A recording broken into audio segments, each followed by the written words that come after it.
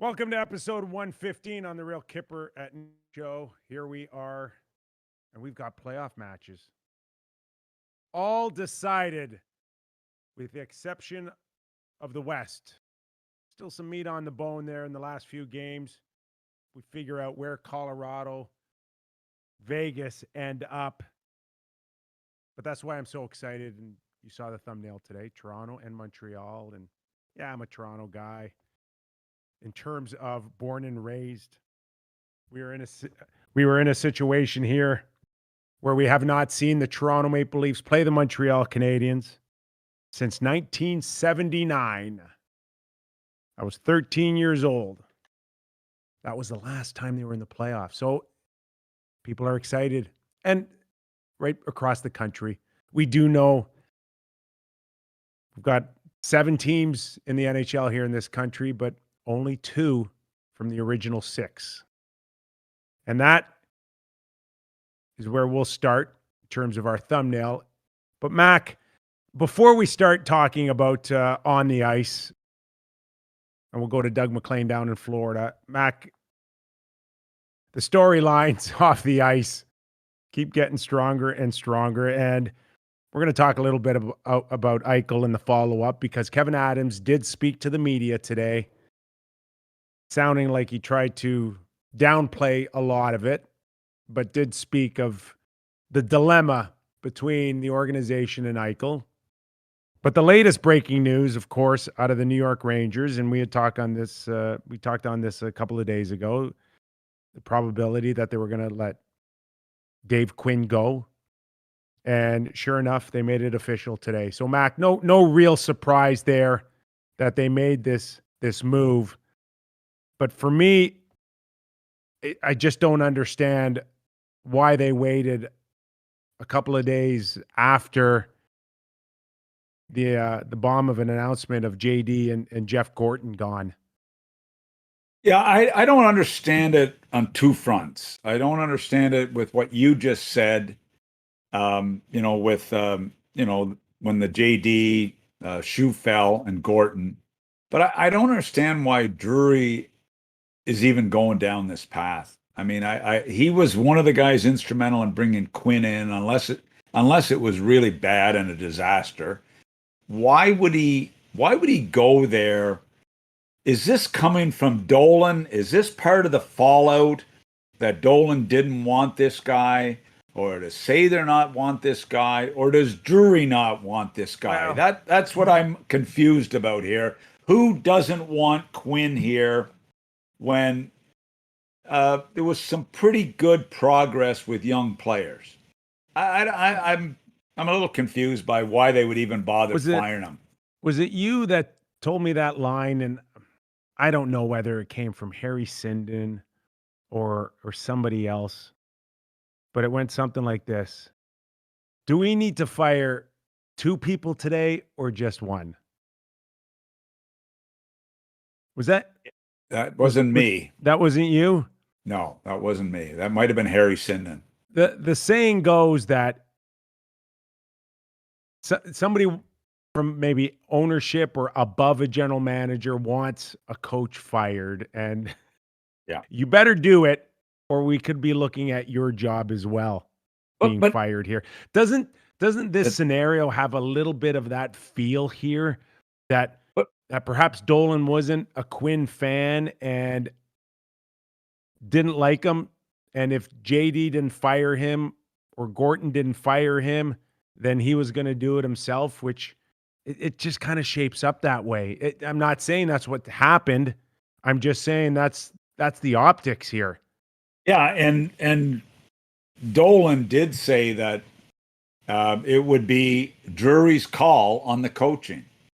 And, that sort of comment came out a little bit over the JD thing. Now, is that where things went south between JD and the owner? I don't know that.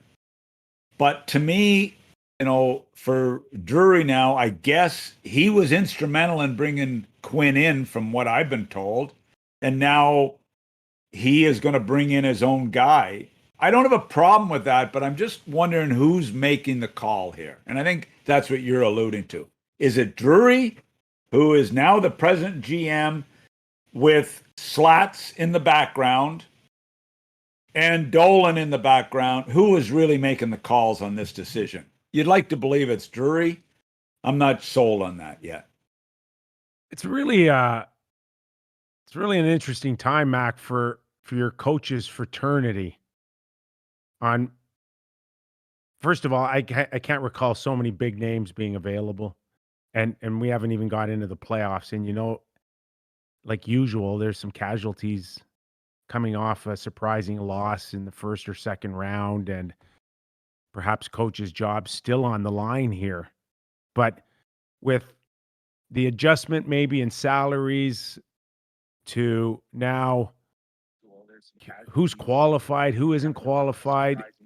It was only just a short while ago, Mac, that when we spoke of top college coaches like Hackstall and Quinn and NHL teams wanting these guys in the programs out of college being real successful, and then they're in a position to ask for $2 and $3 million before ever coaching a pro hockey game in their lives. But would that scare people off going college route now with the lack of success from Quinn and Hackstall? Well, it won't scare off Arizona because they'll hire somebody. I mean, they're talking to Nate Lehman from Providence College. I mean, they're going to get him cheap if they want him. They're going to go cheap. The New York Rangers is an interesting job. They're going with a big name guy. They better go with a guy that can handle the New York media, that is media savvy, because it'll eat you up and spit you out in a hurry. This is a big hire for Drury. This is a big hire for Chris Drury. I mean, I'm just hoping that Drury will not go Tortorella. I'm hoping he doesn't go there. I just, I don't care if Tortorella gets a job again.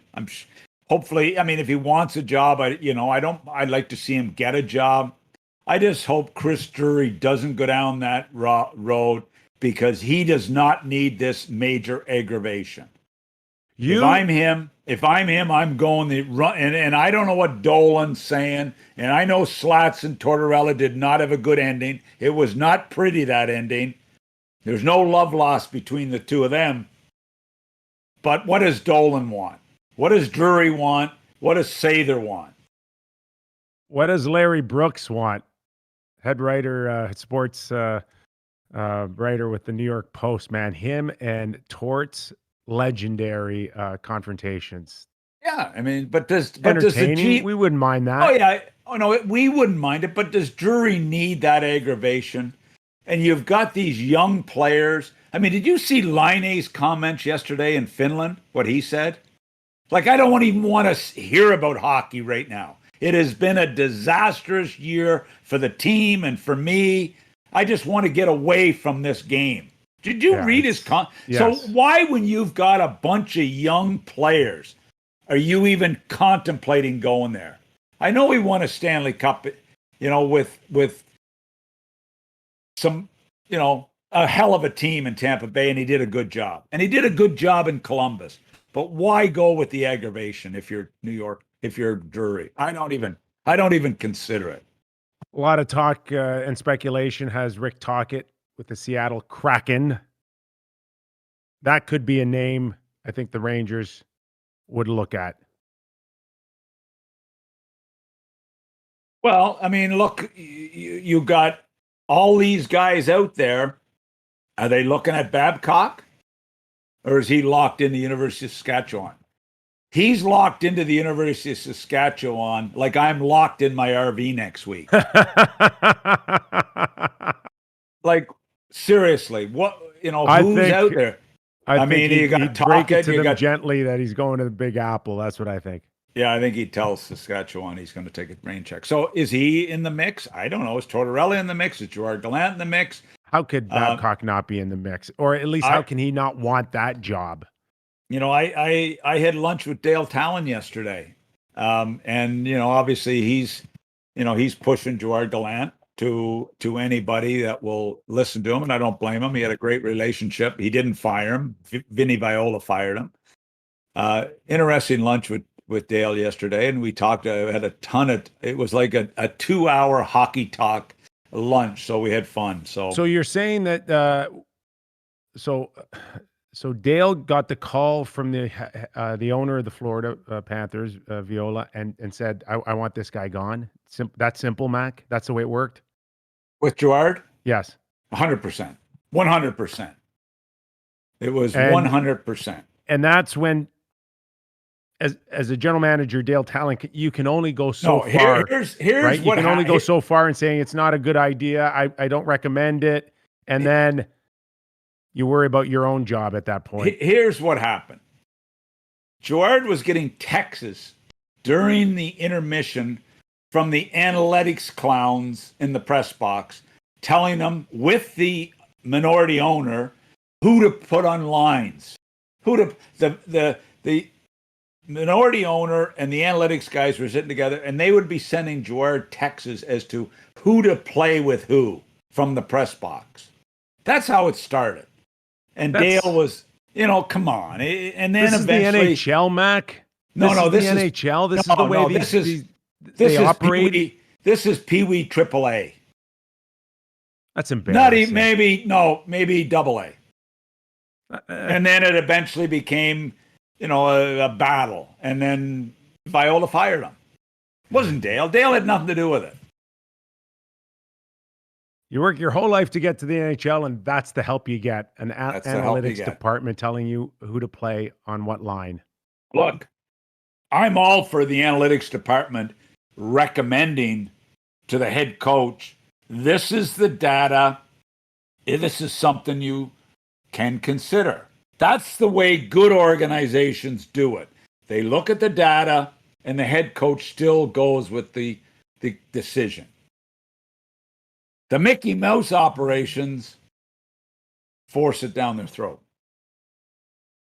I would imagine Joel Quenneville's not getting text messages on who to play with who. I would say you're 100% right. I think stopped. I think when Tommy Rowe left, the text messages went with him, and some other people went with him. I think that's been cleaned up. Wow. Joel at $6 million is not getting text. But hey, I'm all for looking at the analytics data. All for it. You take any amount of data, the packages you get from the analytics department or from Sportlogic to the coaching staffs, I've seen them. They're good packages. They're good information.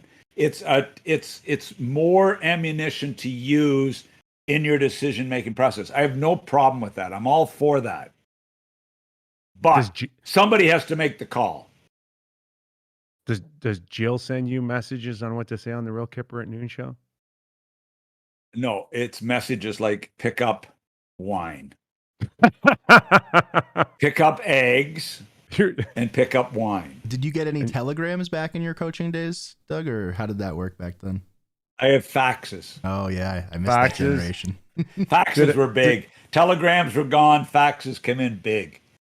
Did a big bird ever fly into the room and drop a note on your desk? Who just piped in there giving me it's like the analytics department just piped in there. Hey, I'll send you it all the time, man. Wow. Well, that's some good insight there. Yeah. Giving us a little insight on sometimes how things work and the pressures, the outside pressures on a coach here. I don't know where it ended up completely going wrong and the disconnect between maybe Dolan and Quinn, or in a short period of time, Drury to Quinn, but he is out, Mac, and he's out. They want less development and more motivation, I guess. More somebody come in and rock these guys and hold them accountable. And that's what Tortorella tried to do all these years in Columbus. And what a video tribute. I heard the players all pitched in and got him a gift to Mac. Going away gift? Going away gift. Good. Oh, no, they liked him. The players liked him. I mean. But they want a different voice. Yeah. Did Line chip in? Did Domi chip in? I don't know. I mean, don't know. I know Seth Jones' comment yesterday was, well, I'm going to just step back and see what I want to do, figure out here. I wasn't there when they passed the hat around, Mac. Yeah, I know. I have no well, idea. Look, hey, he did a good job. He made the playoffs once in 6 years. That's more than I did when I was there. So congratulations to him. I was there years 1 to 7 or 8. He was there years 12 to, 14 to 20 or whatever. He was there. So. All right. Just a couple thoughts on the Eichel situation. You mentioned Kevin Adams with some of his comments. Nothing out of the ordinary in terms of the Buffalo's focus on just trying to get him healthy. But Mac, we've heard of situations where players wanted second opinions. That's nothing really, really new. But to the degree that this has gone to, I don't think we've really seen this type of story before in terms of the player wanting surgery, but the surgery isn't, anything that's been proven, or there's a rate of return on the players becoming healthy again. I think Buffalo looks at the type of surgery that Jack wants and goes, we know nothing about this surgery. Why would we approve it? So it really is a crazy story right now in Buffalo. It really is. And look, I can empathize with, your doctors, as a general manager, you have to trust your own medical staff. If you don't, you should replace them and get people you trust and do the research and come up with the best medical staff as you can. But you also have to respect the fact that players want second opinions, and everybody does now. Everybody wants a second opinion. But if you're the Buffalo Sabres and it comes back that this is a procedure that people aren't 100% comfortable with, there's got to be great discussion here. There's got to be great discussion between your medical staff and the players' representatives and the player to come to a resolution before this goes out in public that your franchise player is fed up, basically. And it doesn't go good. I mean, Taylor Hall was quoted yesterday about Eichel and the situation in Buffalo. It didn't sound positive to me. There's so many underlying things going on here. It just isn't the way it's supposed to be. Is it Eichel's fault? Probably some. Is it the Sabres' fault? Probably some. But it doesn't look like it's going to end this way. Have you ever had a scenario where you had a player disagree with your medical staff or your training staff in terms of the course of action? And how does this get resolved here? Because I'm under the impression that Buffalo may not support my decision, but it's my body. If I want this surgery, I'll go get it here. All Jack owes the Buffalo Sabres is the ability to come to training camp and pass a physical. That's all that Jack needs to worry about to collect his money, is passing a physical. Outside of that, Jack can do whatever he wants. No. See, I have a problem that when you give a guy $10 million for 8 years, $80 million, that there should be it shouldn't get to this. It should be, okay, we're going to work through this and do whatever is the best for Jack Eichel. And if the second opinion is nervous, you've got to bring in a third. You've got to research this so that you're 100% comfortable. The Sabres and Jack. That's what you got to strive for here. I've had lots of situations where a player needed knee surgery and he wanted a second opinion.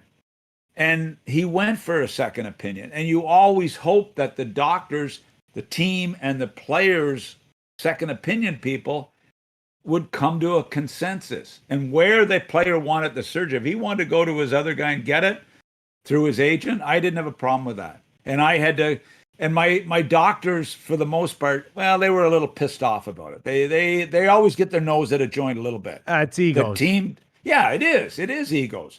And they get their nose at a jump, but you got to work together to make this happen. So we're not hearing this story in the media. So I don't whatever know it what is, this it's not healthy. I don't know It's what not this healthy. is. I don't know what this is coming down to. The cost. So if Buffalo doesn't approve it, they don't pay for it. Like at the end of the day, I really don't know what the true dilemma is in terms of holding this thing up or deciding if Jack wants this surgery. Jack gets it. Is he pissed off that Buffalo won't pay for it now? I can't believe that would be the case. It would be that Buffalo are not about paying it, I wouldn't think, but it would be more about not agreeing with it and saying, Jack, we don't agree with this. We're nervous about this. We got to work together to fix this and figure this out. But I don't know if it's When I hear- and I don't know if it's way past that, Nick. When I hear it may his be co- way past it. When I hear his Twitter comments the other day, that's not a guy that really gives a shit what his team thinks. And I talked to a buddy of mine yesterday that was on a flight flying to Florida with Eichel, Ruotsalainen, Reinhart, and Joka Harvey. They got out of Buffalo so fast their heads were spinning. You got an airline source? I have sources everywhere. So those guys have just completely bailed on the city of Buffalo and they are going down to hang out with you. I just think I think they just decided they wanted to get some sun and relax and get away from, Kevin thought the exit meetings were very positive, according to Elliot Friedman today, that he was energized by the exit meetings. If I'm in an exit meeting with the Sabres, I'm exiting really fast. And that was great. I'm out of here. And you're not energized when you hear that Ruotsalainen and Reinhart want nothing to do with a rebuild. Yeah, that would not energize me a lot. Mac, they gotta completely blow this up in Buffalo. I hate to say it, Sabre fans, but I'm at that point now where you strip it right back down, Mac, and that means everybody. I don't know. You'll have to ask Terry and Kim Pagula about that. They're the decision makers. I'm asking you. Would you try to salvage anything off that roster right now? I think that there's a lot of work to be done. I mean, there's still. I looked at the roster pretty closely a month ago, as you know, and I saw 10 or 11 pretty good players there that I thought could be molded into a decent team if Eichel was in the picture. And you know what? I still believe there's 10 or 11 good players that can be salvaged and made into something. And that didn't include Stahl or the other guy that left. He went to Boston. When you start What's hearing his name? about who's that? The guy that went to Boston. I forget his name. Lazar? No. Taylor? Yeah, Taylor Hall. Yeah. Taylor Hall's so happy right now. So happy. Yep, he's happy. When I start hearing about Jack's neck and the health at just the age of 24, Mac, that ain't helping me trade him, that's for sure. That's not helping trade him because you've got now a major issue. And I'm not sure why Jack went down that path, because this could hurt him being moved out of there tremendously. Like, what team is going to take Jack before they know every bit of the medical situation? That complicates this trade even more if that's the decision Kevin has made. That's what makes it so difficult. Just a couple years in on that 8-year deal, Mac. And I'm just wondering now, I know Buffalo fans are going to hate this, but forget about trying to get value here. Maybe you just want to get out from underneath that contract. Like, no, you got to get value. You got to get value. You got to get some players back here somehow. If you don't know this guy's health scenario, why do you want to pick up, 50, $60 million? Well, I'm not talking about the team that's taken, Jack. I'm talking I'm the talking about the Sabre. team that's taking him. Yeah, no, I agree with you on that. But the Sabres need assets back here so badly in this deal. They need assets back so bad in this trade, if in fact they're going to trade them. They've desperately got to come back with a couple of top assets. All right. It won't be easy. Let's get into a few playoff scenarios that really shaped up in the last 24 hours. Of course, we're leading our thumbnail with Toronto and Montreal. Like we said before, with the exception of the West, everything's kind of written in. Just to give everybody a little bit of an update on what their week may look like for all those fans out there want to start watching their favorite team. This is what I can tell you for as far as scheduling up till now. And we do know that it's still subject to change, so nothing's written in stone. But going into the weekend on Saturday, it's still a little bit about the makeup games that we're going to see. So we know there's still a ton on the plate for Calgary and Vancouver, and they'll go, I think, Sunday. Saturday, I think there's a Edmonton and Vancouver that needs to get closed out. But we will see Boston and Washington, Mac, on Saturday in game 1.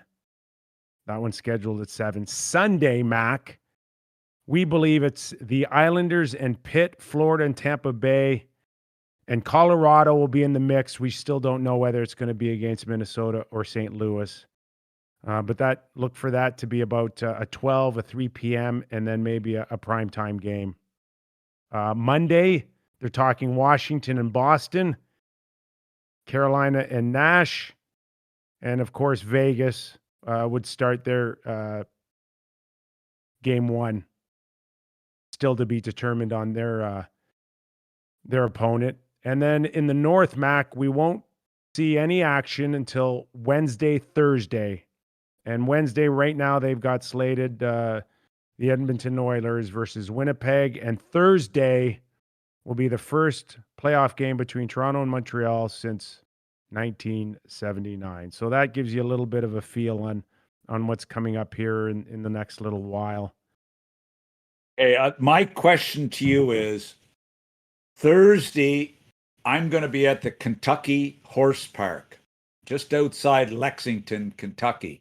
You want to do the show from there? Can Jordan find me a bar in Lexington, Kentucky that I can watch that game Thursday night? Bro, it's Kentucky. I'm pretty sure that everyone is drinking alcohol there. Walk down the street, you'll find it, I promise. We can't even golf here in Ontario, and you're talking about going into a bar.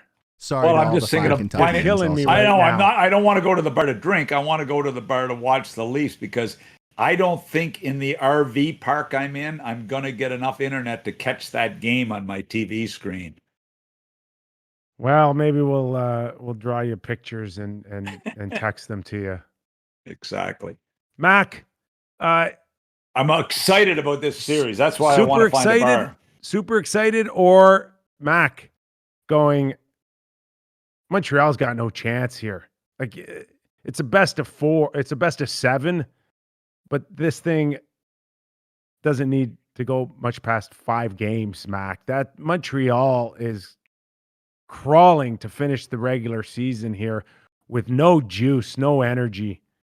Well, to me, the number one thing, Toronto are the better team in the regular season. We know that. They're healthy. Hyman looks like he's back. Foligno's back. We don't know. Bogosian doesn't look like he's ready. Freddie is back.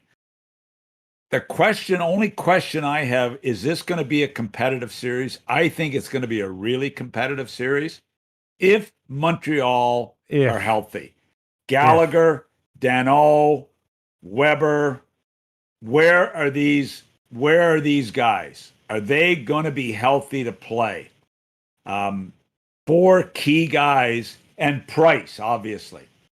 So if you were saying, okay, it looks like Jack Campbell will start, We'll see on that. Freddie's got a lot more experience. We'll see who starts. That's a big question mark. When you've only lost a couple of games, Mac, how do you not start Jack Campbell? Jack Campbell starts for me. There's no doubt he starts.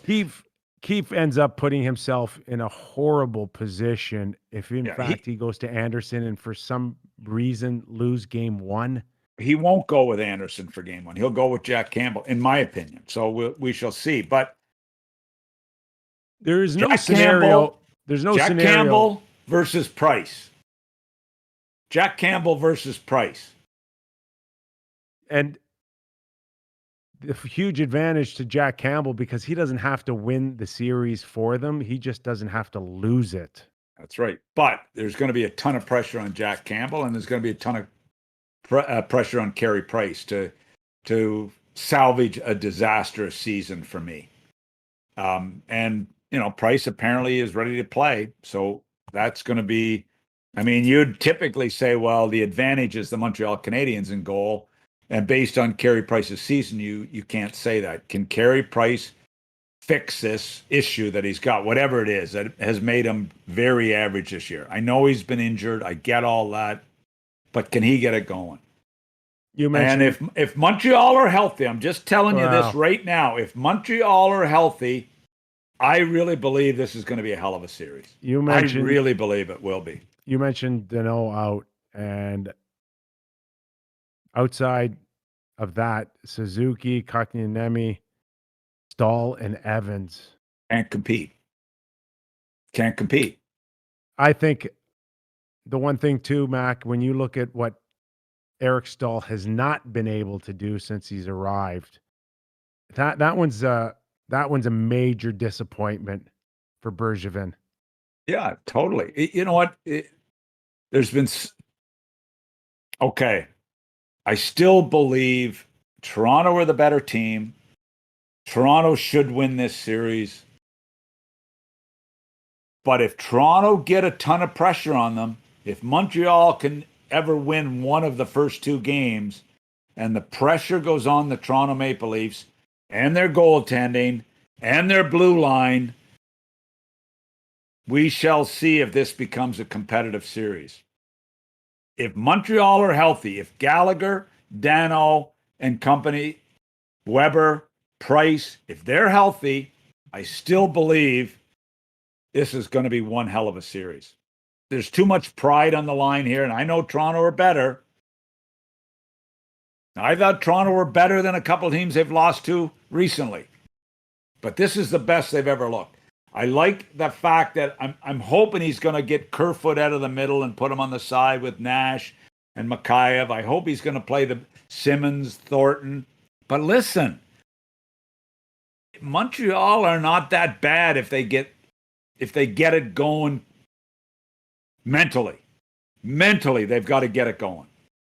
They will have Maybe to it's too much to ask. They will have to play, Mac, very similar to what we saw Columbus do against the Leafs last season in the bubble. So that means Werenski and Seth Jones were out of their minds in that playoff series, up and down the ice. And I don't see a Seth Jones and Werenski in this lineup. We don't. Edmondson's done a nice job. Petrie was having a career year, but faded it down the stretch. You mentioned Shea Weber not there yet. He's going to have to find a way to get back in the lineup. Sherratt, they are capable, Mac, of playing that shutdown, suffocating type of defense. Can they make this a vicious series? Can they make this a physical enough, a game in the trenches? Can they play the way you have to play to bother stars at playoff time? If they can figure that out, this is a big task for Duchesne. They've got to make these games as ugly as they can make them. And if you're the coach of the coaching staff of the Montreal Canadiens, you're trying to turn this into a street fight. That's what you're trying to turn it into. A knock them down, drag them out street fight. I don't know if Montreal can do that. The one thing that I watched this blue line, Mac, and it's the lack of mobility. Yeah. And You know what? One of the things that I think really has hurt the Montreal Canadiens in the last few years is that Mete was a guy that they just couldn't get to the next level. But that is your typical 2021 kind of top four defenseman. It's almost like all the good teams have one of those guys. And Mete, we know, is a fantastic skater. But And he's clearly not, had the he's most. not there. Yeah. What's that? He's not there. He's not even close to that. No, Mac, but he's also gone to Ottawa. They put him on waivers. They thought he was going to pass through waivers. Yeah. And they lost. Ottawa claims him. And not only that, Mac, I can tell you that there were multiple claims on Victor Mete as well, And there should have including been. the Leafs. There should have been. There was a lot of teams that said, we'll take that mobility. He goes to Ottawa, Mac. He's playing 20 minutes. Oh, I know. I think they're 9-3 since they've got him. But they made a decision to go with, the Edmundston, to go with the Kulak, to go with Romanoff. They had all those guys. Merrill. They had all those guys ahead of them. But you know what? This blue line is not mobile, but I've seen lots of non-mobile blue lines get it done at playoff time. Non-mobile blue lines can get it. I mean, Savard is the most talked after guy that teams were after. He's not overly mobile, but he's a shutdown guy, and he bothers stars. So, can these guys do it? Starting with Weber's health, Petrie, Romanoff, this group. I don't know if they can, but if they can turn it into a street fight, it might be a hell of a series. And Toronto, when you're the favorite, the overwhelming favorite like they are, with meaning that unless they get out of the North, everything else is a disaster for them. If they lose in the first round, disaster. If they lose in the second round, that's a lot of pressure on this hockey team. They're really good. I like the way they're set up now with their health. I'm not sold on their blue line, and I'm not sold on their goaltending. And those are two pretty components, big components at playoff time. We've seen video of Carey Price skating around the ice, which means there seems to be some advancement in how he's feeling.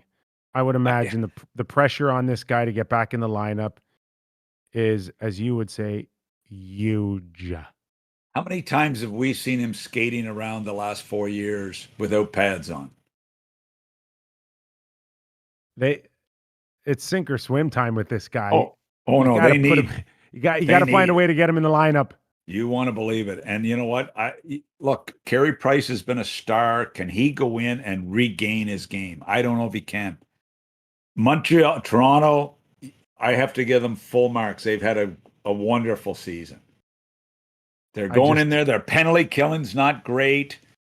Their power play is stumbled down the stretch, but you still think it's going to be pretty good.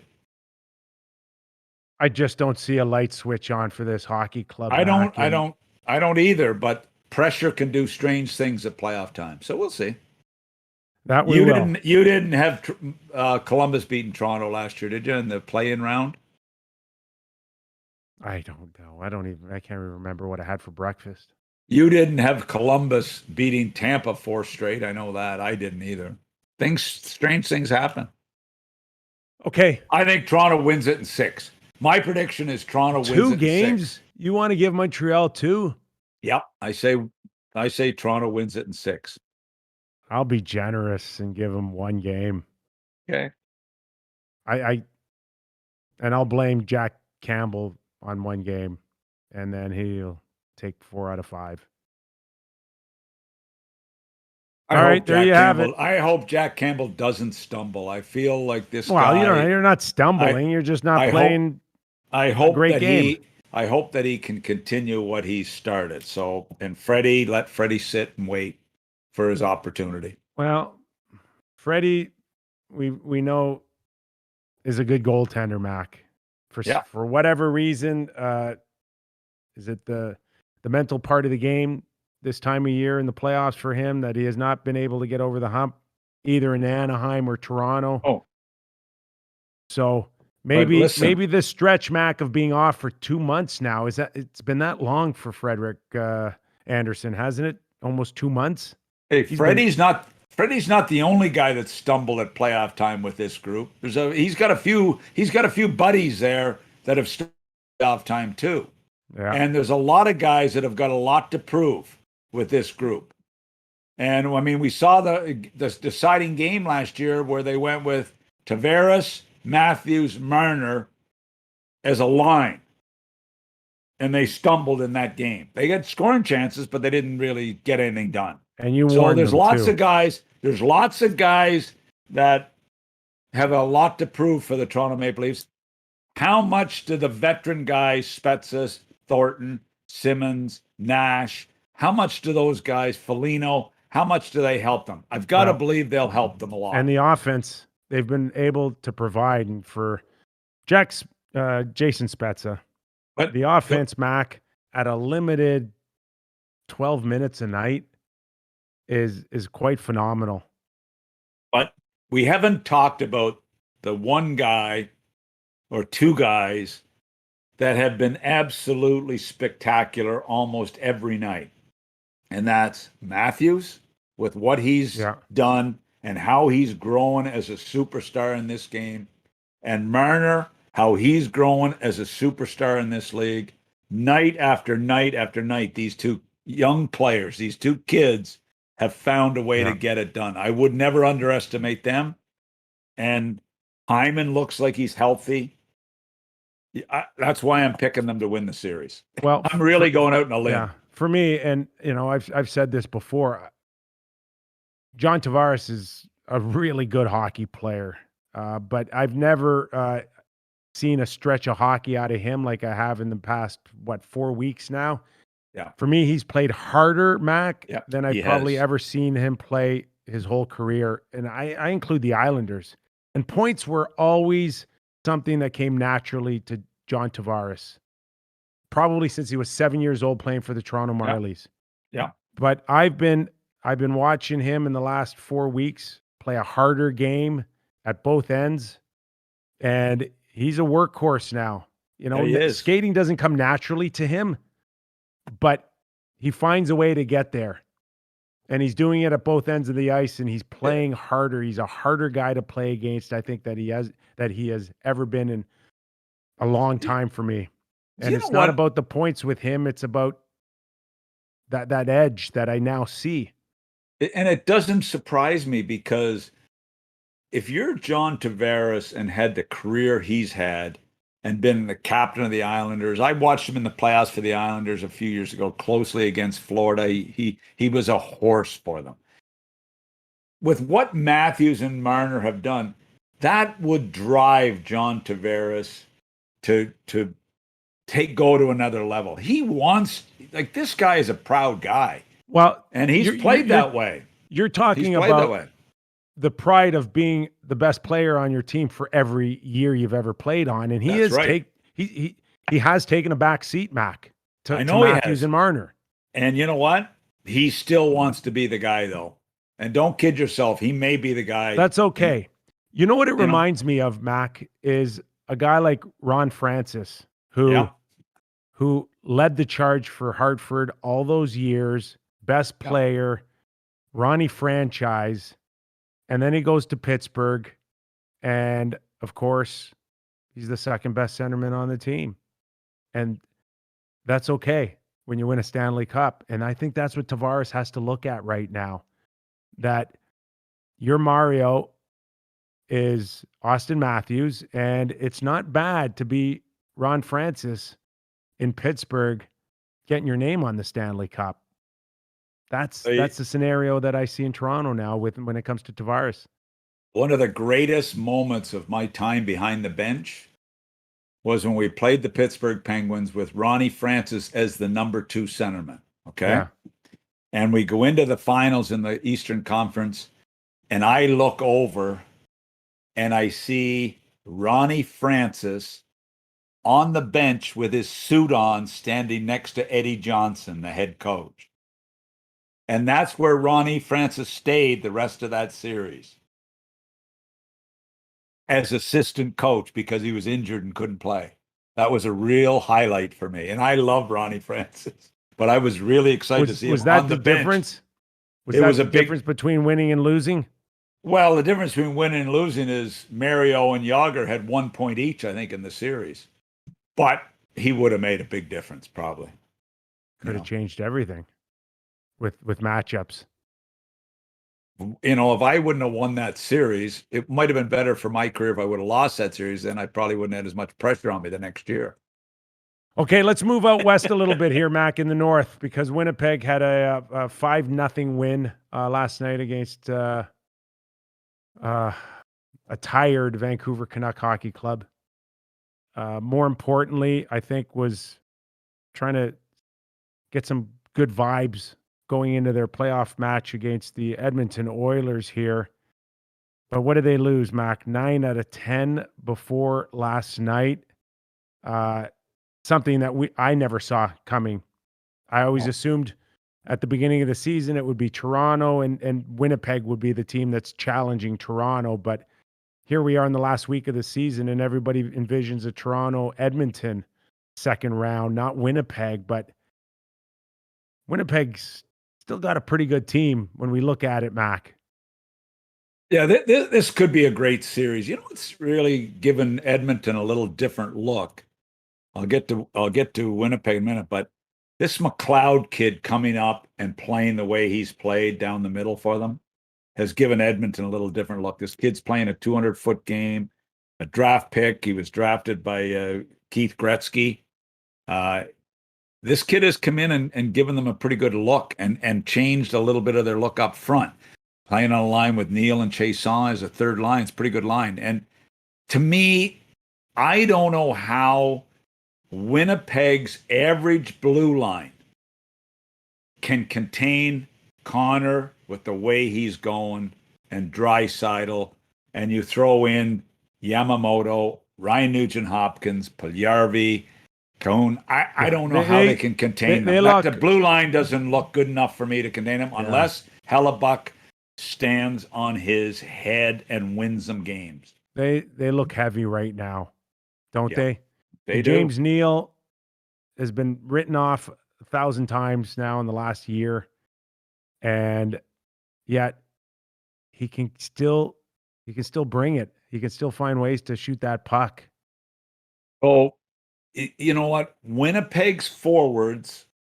We don't know Ehlers. There's rumblings he may not be back. Well, I went on Rod Peterson's show yesterday, and I mentioned that I had heard that in all probability he will not be ready next week, and hopefully they could maybe get him in the latter part of the series. But if they don't, then they're going to have to wait for Winnipeg to advance if they're going to see him again, which he has been, Mac.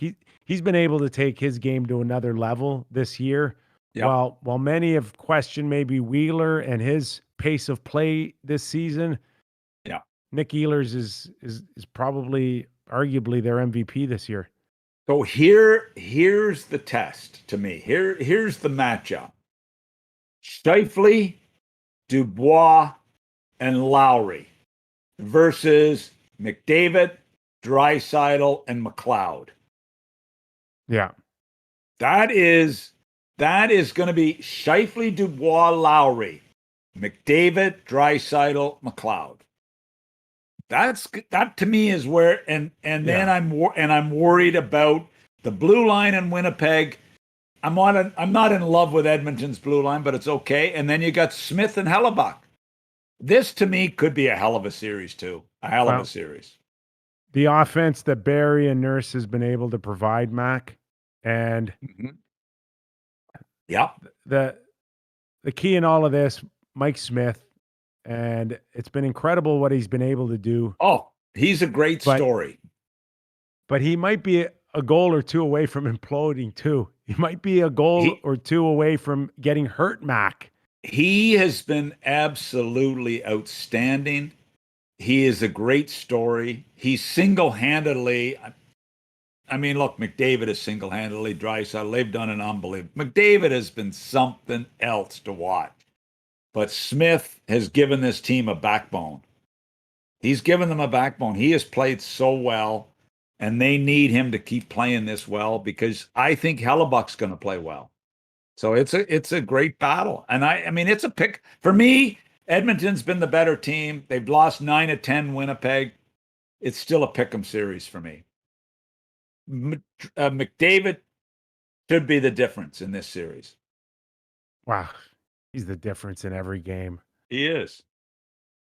And can those big three centermen, can Scheifele, Dubois, and Lowry contain McDavid? Because I don't think their blue line can contain him. So that big center ice has got to do an unbelievable job in the defensive zone as the down low man in the defensive zone and being able to slow him down. I don't know if they can.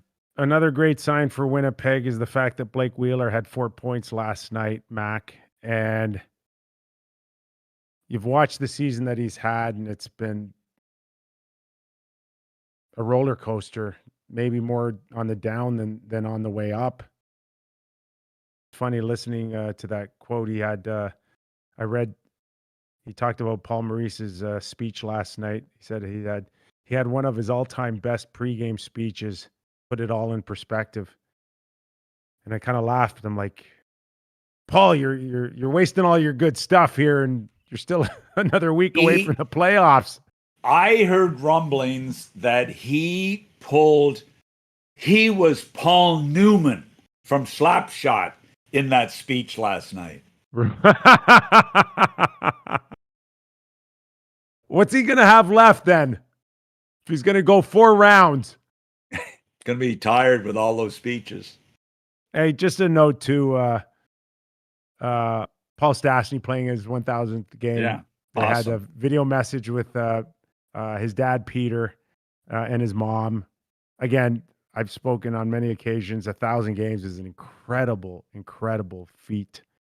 And, you know, I was kind of surprised too, because I'm not sure any of the Stastny brothers, Mac, played 1,000 games. I know Peter came close, but he didn't.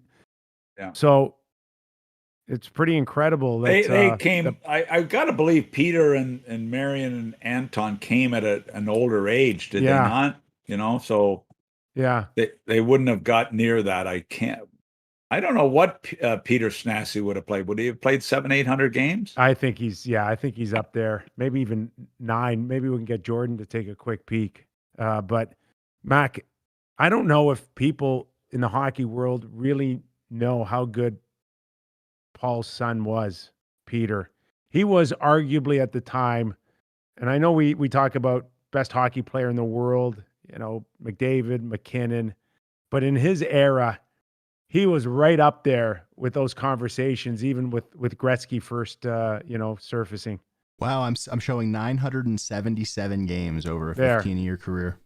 Isn't that amazing? Close. Isn't that? But yeah. Mac, Peter was fantastic. Peter Stastny was remember him and Dale Hunter together on the Quebec Nordiques?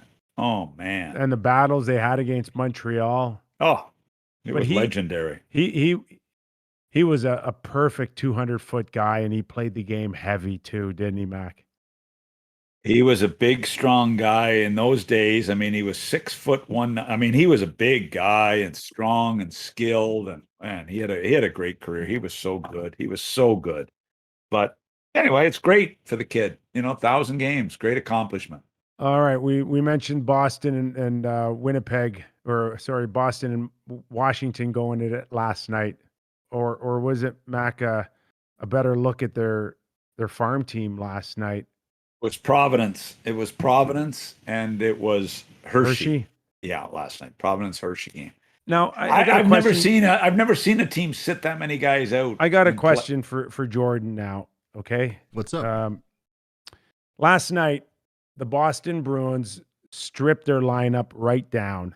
16 regular guys out, and they put in taxi squad and American Hockey League players in the lineup.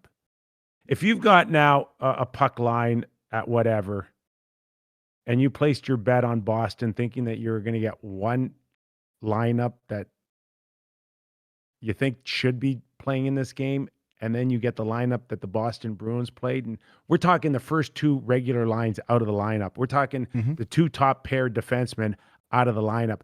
Is there scenarios when you can go back to the ticket window to the person and say, I want my money back? Yeah, you could get Pulling on the your bet. hands and knees. You could put your hands together and you could beg. No, there's this thing called a partial cash out. So like recently, I actually got a cash out on the Nuggets to win the championship because of a hometown promo. So what kind of happens is that the sportsbooks either try to build in the chance that the teams will bench that many players into the line, or they'll just take it off the board. But once you put that bet in, you're basically up a creek without a paddle. Mac, have you ever seen that before? And at least they did dress a full roster, But look, unlike what Vegas the other night. well, that's it. I'm just going to say, you've got a situation where you've got a team resting players, trying to give players a rest to get ready for a really tough series against Washington. That really is a pick'em series for me. To me, going in, it's Tuukka Rask versus the Washington goaltending. Who wins this battle? Ovi's a factor. Kuznetsov, what's going on with Kuznetsov? But COVID. But here's the situation that they do that to rest, and Vegas, who all they need is 1 point to clinch the President's Trophy and have home ice the entire playoff, which whatever that means, dress 15 players. I have never heard of that. Yeah. 15 players they dress against Colorado and lose the team they're fighting for the first place finish with, and they dress 15 players because of salary cap issues. Like, what is going on? That is because of because of cap issues, and they have 15 skaters and they lose 2-1 and miss a chance to clinch. Now they can still clinch if they beat San Jose, and in San Jose, which you know how much San Jose hate Vegas. That's their Stanley Cup, San Jose, is to knock Vegas out of first place. But So where are you if you're Peter DeBoer here and the whole organization? I got to think, Mac, when you're still such a new, fresh organization, you want to hoard as many accolades and awards that you can. I would think that it would be a big deal for Vegas to win the President's Trophy here and another Sure it banner is. that you can put in your rink. If you're that close, why not finish this thing off? Well, they that's all they could dress, but they've got, this is you want to win the President's Trophy. That's a great accomplishment for a team that's this young since joining the league. And what, year 3 or 4 is it? Great accomplishment, but when you can only dress 15 skaters, and I saw Kelly McCrimmon's quote, we got to get to Thursday. So then the cap becomes a non-factor. We just got to get there somehow. And again, it's not just cap issues, it's unfortunate injuries and cap issues. That's what caused it. Too bad. They still should beat, if they're going to win the trophy, they still should beat San Jose in San Jose. And then you've got Colorado have got to beat LA. I look at this West. Somebody's going to be majorly disappointed here, and it could happen even in the first round.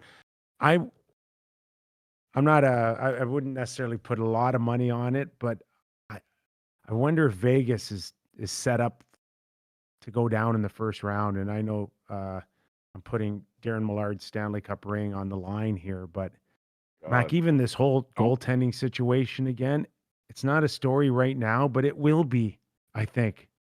Like, who are they starting in game 1, and who are they entrusting to say, you're our guy? I think Robin had that last year in the bubble, but does he expect it again this year? I know this. We talked about Dolan and the Dolan situation in New York and where his head is sometimes. Where will the owner of Vegas's head be if they say it happens what you just said could happen? Hey, anybody can lose in the first round, but owners don't understand that. Owners do not understand losing in the first round. They don't get that. That's not part of their makeup.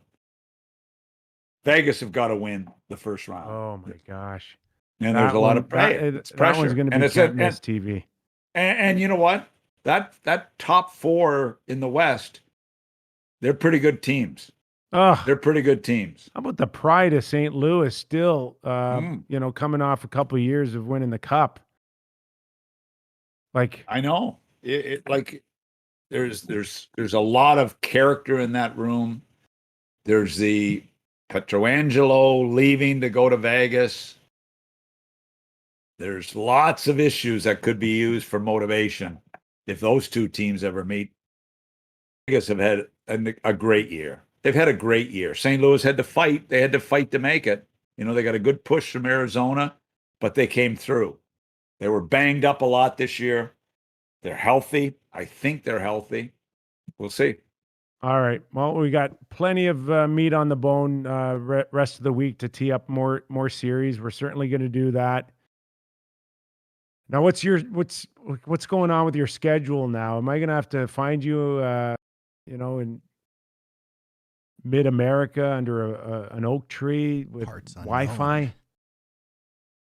The RV will be loaded on Saturday, Sunday, and I'm on the road Monday morning. So I will be checking in. I'll be checking in with you to keep you going. I'm just concerned about finding bars to watch games. And then my problem when I go into bars. Yeah, you get in fights.